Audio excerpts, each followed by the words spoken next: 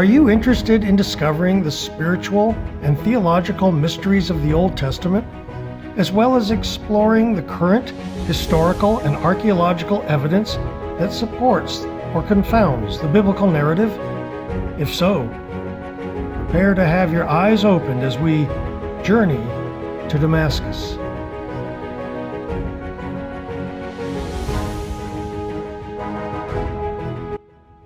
Good morning, and welcome to St. James Adult Sunday School offering, The Journey to Damascus. A little about the name of our class before I get started.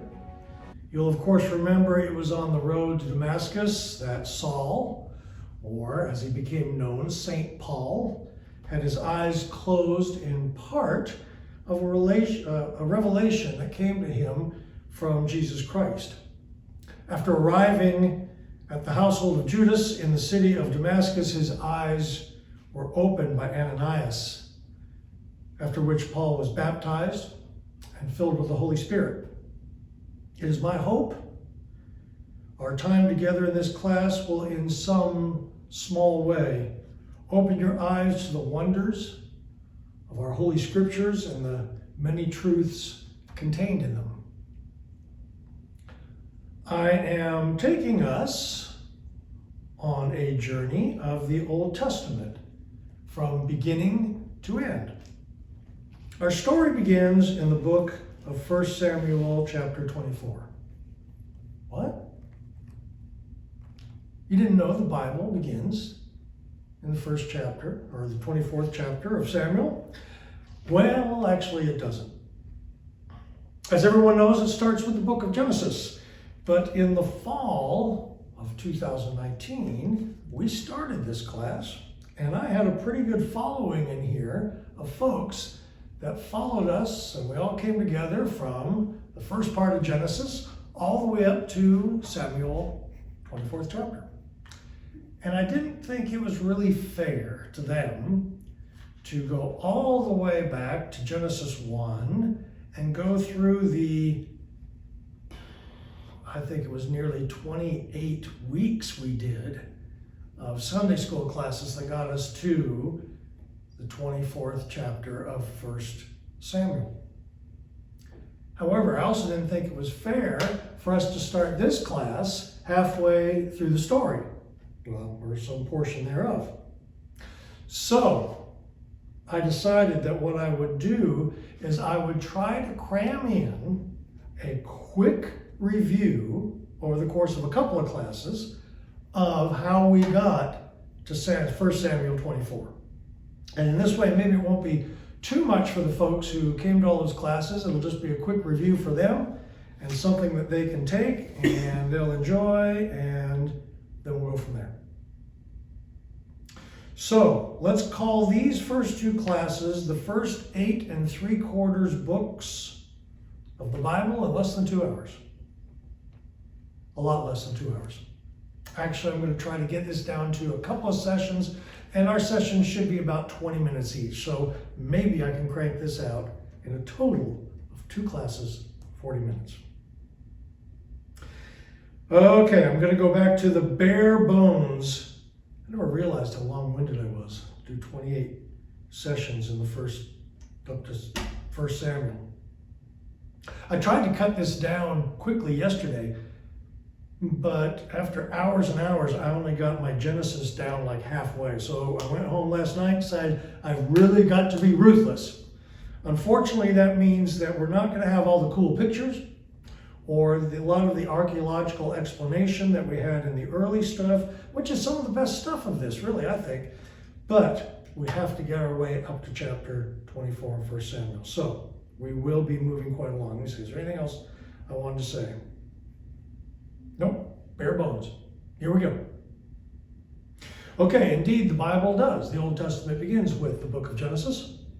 Everything is created.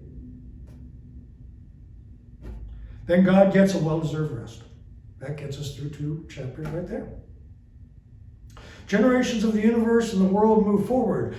But wait, there's not a man to till the soil. What does that mean? Sorry, I got no time to explain it. There seems to be a retelling of the first chapter, or perhaps a different creation story, or maybe even a story of a creation of a different group of people that happens after that. And I'd love to dig deeper into that, but we don't have time. At any rate, we end up with Adam, Eve, Cain, Abel, no Cain. Generations pass. Noah arrives on the scene. If you don't know about Noah, then you are in the wrong class, and you should tune into our other Sunday school class, Pee-wee Parables, until you get caught up with us, kind of the big picture of some of the Bible stories. But I'm going to assume most of you know most of these stories already, so I'm going to skip a lot of the details. The rest of you know this story. There's a big boat, a bunch of animals, lots and lots of water, a landing back on land where Noah promptly plants a vineyard and starts making wine. Sounds like a plan to me. Okay, one little archaeological fact, because it is so dang cool. Noah and his family are thought to have landed the ark somewhere near Mount Ararat. Here you'll see a picture of Mount Ararat, located here. Almost any scientist and many scholars will tell you that Noah and his ark are a myth, an ancient people's fable of heroes past. And yet, remember Noah's vineyard he planted right off the bat? Well, a mere scant 60 miles from Mount Ararat, in an Armenian cave close to Iran, archaeologists have discovered the world's oldest wine press, dating back to 4100 BC. Weird, huh? Okay, moving along. Next, we have the introduction of the great patriarch of all time, Abram, and his wife, Sarai. God would later change their names to Abraham and Sarah, and God would make a covenant with Abraham, telling him he will be the father of a great nation and possess great lands and have so many offsprings that the sands of the beaches and the stars in the sky, it'll be a greater multitude than them. Okay, a lot of stuff happens, all sorts of drama and intrigue, the whole Sodom and Gomorrah thing. Again, Pee-wee Parables if you don't know about Sodom and Gomorrah. Then there's a son conceived by Sarah, Sarah's maid, Hagar, rather. Abraham gets circumcised at age 99. Ouch. And he meets the Abrahamic arch-enemy Abimelech, king of the Philistines, and he will be coming back over and over, as well as his descendants. Abraham is tested by God, and he almost kills his son Isaac. Let's see, Sarah dies at age 127. Abraham remarries and has a slew of children. Isaac marries Rebekah, who has twin sons, Esau and Jacob. Jacob rips off Esau of his birthright and then his blessing. Abraham dies at age 175. Jacob runs for his life from Esau. Jacob marries Rachel, but gets tricked into actually marrying Leah, and then has to work another 7 years to marry Rachel, so that's 14 years for his father-in-law, Laban. Then he has to run from his father-in-law, reunites with his brother under some very scary circumstances. There's the whole angels going up and down the ladder thing, and he has 12 sons, each of whom represents a tribe of Israel. You with me so far? Okay, we've gone from creation of the universe, Adam and Eve and all that. Now we are up to the creation of Jacob and his 12 offspring, who become the 12 tribes of Israel. That's going to change a little later. I'll get back to that. Okay, so I'm going to have to start really moving along here. Keep up. Here we go. Jacob, or Israel as he is known, especially loves his son Joseph, who gets a mink stole. No, a very colorful coat. You remember that? They made a play about it. His brothers sell him into slavery, but he becomes an Egyptian prince, and he saves his whole family in a time of famine. Well, that must get us almost all the way to 1 Samuel, right? Not. That's just the end of Genesis. Okay, but at least we're making some progress. Holy moly, I've got to speed up. On to Exodus. The Israelites, as they are known, live in Egypt, doing well, being happy, until Joseph's deeds are forgotten and the Israelites become slaves. And then until Moses is born, nothing much happens. But Moses is born. If you're not familiar with that, quick, turn this off. Find a copy of Cecil B. DeMille's The Ten Commandments with Charlton Heston, and you will be all caught up with everything that happens with Moses. All right. Pharaoh finally says, okay, get out of here. Moses and the Israelites pack up and leave and wander around the Sinai Peninsula for 40 years. Or maybe it wasn't the Sinai Peninsula. Maybe it was northern Arabia. At any rate, it is hundreds of thousands, maybe 200,000 people, maybe less, but certainly over 100,000 people are the Israelites at this point.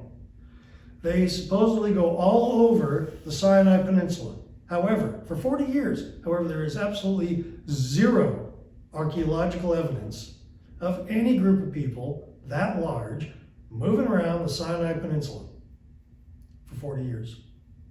And after the 7-Day War, moving up to the 20th century, Israel takes over the Sinai Peninsula for a short time and works their hardest with every archaeologist they have, combing the area, and they can't come up with a thing. Anyways, there is some evidence that maybe they were not there. They were in northern Arabia, but I gotta move on. Okay, where were we?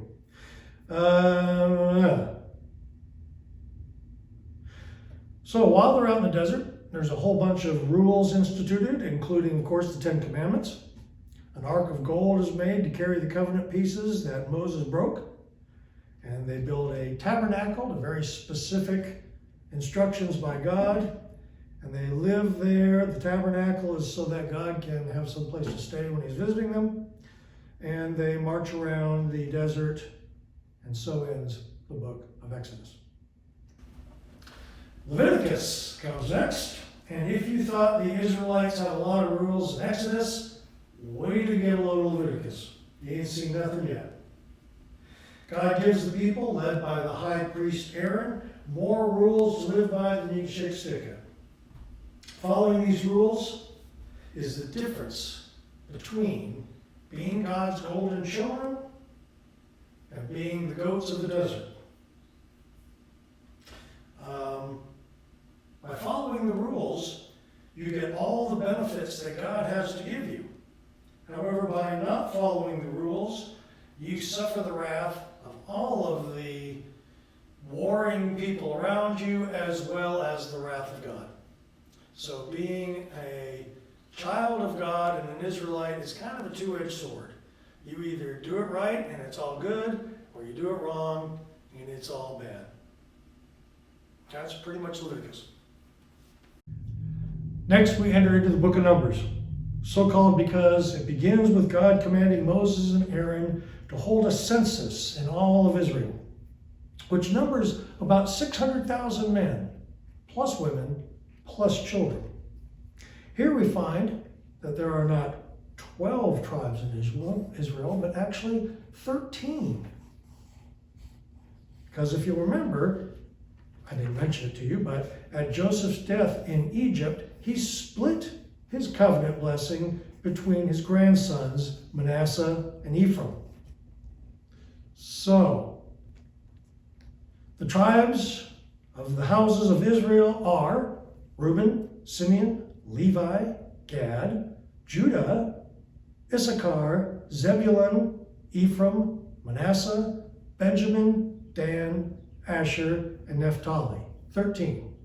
However, eventually, Benjamin gets kind of folded in with Judah, and we end up back at 12. Kind of confusing, I know.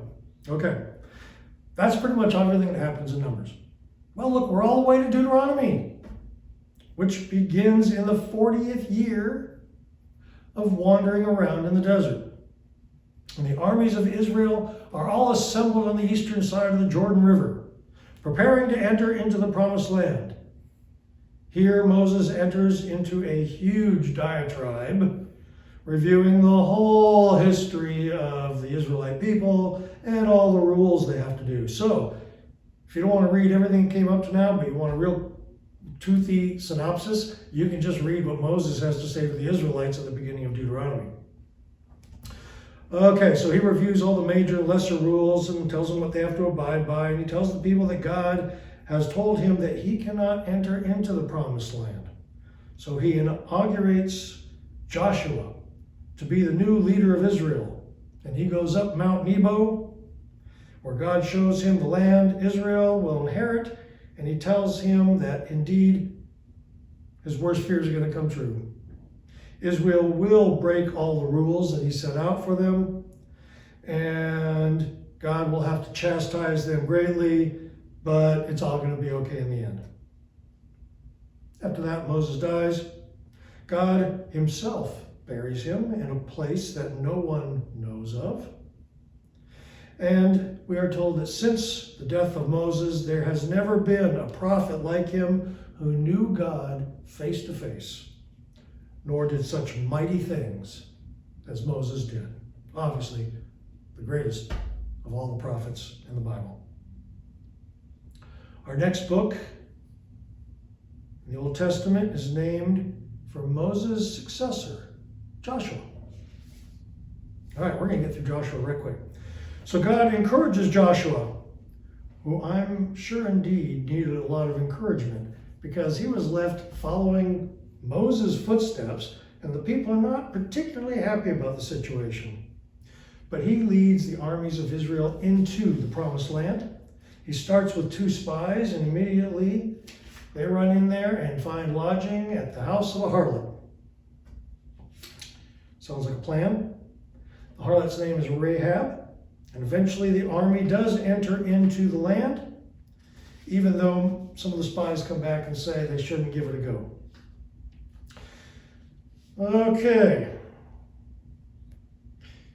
As they come into the land, they have many victories right off the bat. They do real well. They conquer Jericho. Remember the whole walls come tumbling down thing? They also conquer Gibeon, where Joshua stopped the sun so he could continue the battle on a little longer. They have victories in many of the surrounding cities. And now there are plans to which Israel plans to divide it up as to which of the tribes will inherit which of the parts of the new Holy Land, the Promised Land, and there's a map that divides all that up. I'm going to show you the map right here. Okay. So that's the map of how all the tribes will divide up Israel.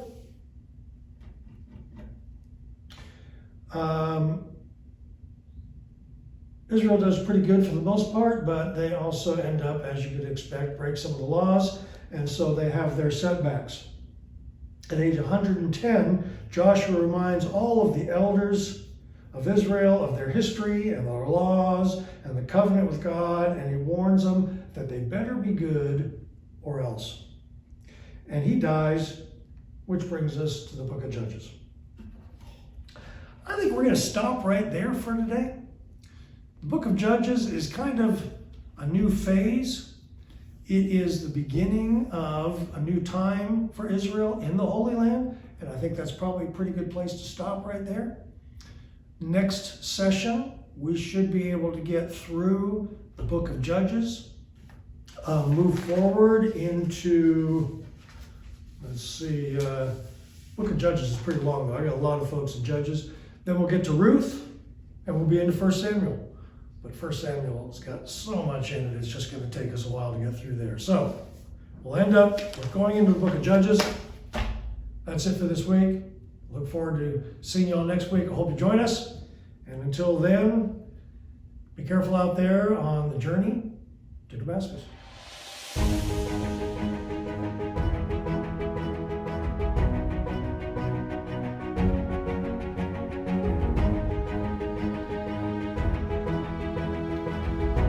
We hope you have enjoyed our discoveries for today. Please join us next time as we explore the insights of the Old Testament on the journey to Damascus.